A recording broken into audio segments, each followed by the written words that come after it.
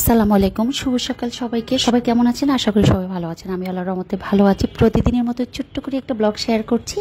যারা যারা আমার রান্নার ব্লগগুলো অনেক বেশি পছন্দ করেন, আমি কৃতজ্ঞতা প্রকাশ করছি এবং সবাইকে আমার সালাম এবং শ্রদ্ধা, এবং যারা আমার বয়সে একটুখানি হলেও ছোট হবেন তাদের প্রতি আমার অনেক অনেক আদর, স্নেহ আর অগণিত ভালোবাসা রইল।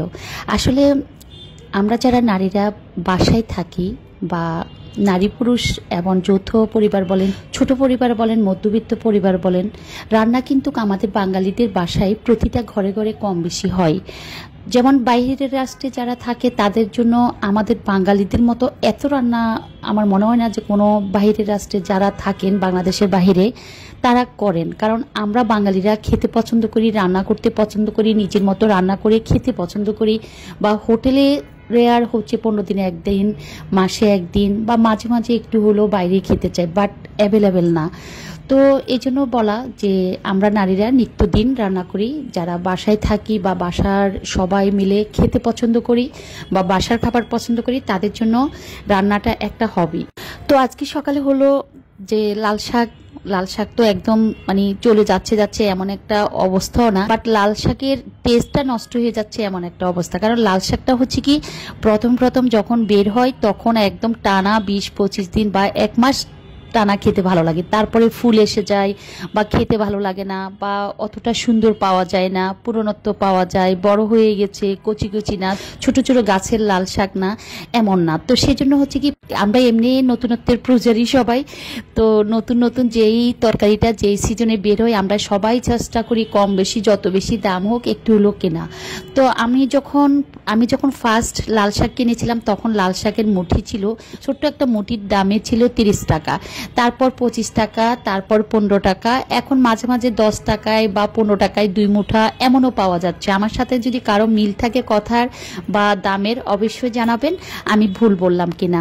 এদিকে হচ্ছে 2টা লাউ কেটে নিলাম, সেটা হচ্ছে নিত্য প্রয়োজনীয়। আমার বাসায় লাউ একদম সবাই খুবই পছন্দ করেন, তো সেই জন্য লাউ অনেক সময় মাছ দিয়ে রান্না করি, বড় মাছ দিয়েও রান্না করি, মাঝে মাঝে হচ্ছে ছোট চিংড়ি মাছ দিয়ে রান্না করি। আর হচ্ছে কচুরছড়া বা কচুমুখী যে যার নামে চিনেন না কেন, কচুমুখী দিয়ে হচ্ছে একটা তরকারি রান্না করব, সেটাও শেয়ার করব। আর কচুমুখী হচ্ছে আমাদের বাঙালিদের আরেকটা ঐতিহ্যবাহী খাবার, যেটা হচ্ছে গ্রামের বাড়িতে 12 মাস না ফেলেও আমরা ঢাকা কেন্দ্রিক বা শহর কেন্দ্রিক যারা আছি তারা কিন্তু কচুরছড়াটা সব সময় আমরা একদম ভ্যানে বা দোকানে অ্যাভেলেবেল পাচ্ছি। তো কচুরছড়া দিয়ে হচ্ছে আজকে আমি ভেটকি মাছ বা কোরাল মাছ দিয়ে রান্না করব। বড় 2টো কোরাল মাছ এনেছিল, প্রায় 4 কেজি থেকে 5 কেজি করে, 2টো কোরাল মাছ 10 থেকে 11 কেজি হবে। তো আমি কেটে ধুয়ে কোরাল মাছটা আমি একবার শেয়ার করেছিলাম, সেইখান থেকে 2-3 পোটলা করে রেখেছিলাম।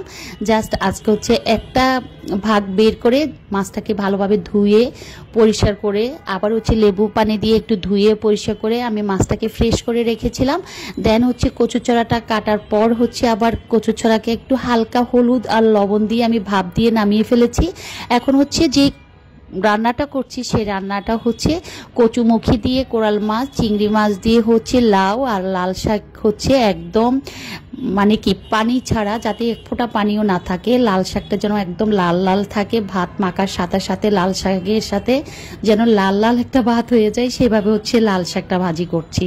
তো এই তো আজকে রান্নাগুলো হচ্ছে কি আমার ওই যে বললাম আমরা নিত্য প্রয়োজনীয় যেটা খেতে পছন্দ করি সেভাবে রান্না। আমরা বাঙালি, আমরা গর্বিত যে বাঙালি রান্না, এবং প্রত্যেকটা ঘরে ঘরে নারীরা রান্না করতে পছন্দ করে, নিজেদের লোকজন বা নিজেদের পরিবার নিয়ে বা রান্না বান্না নিয়ে ব্যস্ত একটা সময় আমরা পার করি। সে চাকরিজীবী হোক, চাকরিজীবীর বাইরে হোক, বাসায় থেকে হোক, আমরা যারা আছি ছোট বড় নারীরা এখন কেউ বসে থেকে নেই, কারণ সবাই চেষ্টা করে একটু একটু করে রান্না শেখার। ইউটিউব চ্যানেল আছে, বা নিজের মায়ের শেখা, দাদি থেকে শেখা, চাচি থেকে শেখা, শাশুড়ি থেকে অনুকরণ করে সে রান্না ফলো করে রান্না করা, সব কিছু মিলিয়ে আমরা চেষ্টা করি নিজেদের মতো করে বা নিজেদের পছন্দ অনুযায়ী বাড়িতে একটু একটু করে রান্না করার জন্য। তো আমারও হচ্ছে কি প্রতিনিয়ত একটু একটু করে রান্না হয়, তো সেই রান্নাটা হচ্ছে আমি সবার সাথে শেয়ার করি। কারো ভালো লাগে, কারো ভালো লাগে না, কেউ ইগনোর করে, কেউ হচ্ছে আবার সুন্দর একটা কমেন্টস করে আমাকে একদম সুন্দরভাবে সংবর্ধনা বা অভ্যর্থনা জানিয়ে একটা কমেন্টস করে, যেটা আমার পড়তে অনেক ভালো লাগে এবং উৎসাহিত হই। আসলে আমরা দিন শেষে মানুষ, ভালো মন্দ মিলিয়ে এক একজনের একটু সমালোচনা করি, আবার কারোর সাথে কারো মিলে গেলে প্রশংসা করি, বা যারা প্রশংসা করে তাদেরকে আমরা ওয়েলকাম বা থ্যাঙ্কস এগুলো জানাই। যারা একটু সমালোচনার দিক দিয়ে করতে যাই যে যেটা রাইট তারপর সমালোচনা করছে, সাময়িকের জন্য মন খারাপ হলো, পরে আমরা ক্ষমা করে দিই, হেসে আবার গ্রহণ করি। আল্লাহ হাফিজ।